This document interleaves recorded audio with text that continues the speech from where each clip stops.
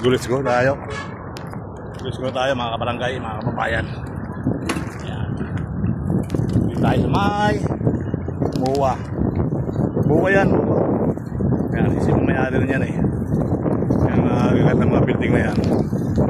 So, tayo. Ha. Ito. Ayan. Ito mga kababayan.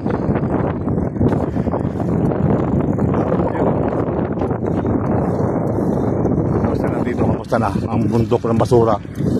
Ay, wala na basura ngayon. Kain ulit, may nakatira pa rin mga iba-iba. Okay.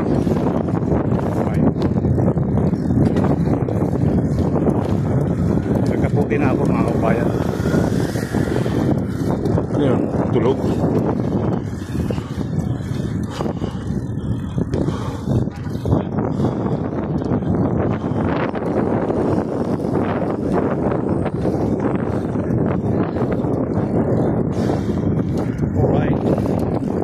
Joke na bulipat para kang kababayan.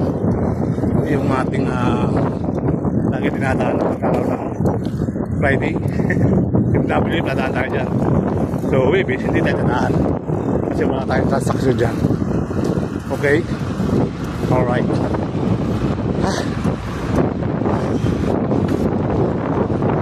Laging dito. Ito na yung bundok ng basura ngayon. Parkingan na ng mga sasakyan sa DSI. Sa mga taga-senado, no? Okay? Alright. So lalabas na tayo dito mga kabarangay, mga kababayan. So hopefully tuloy ang buhay, tuloy ang life.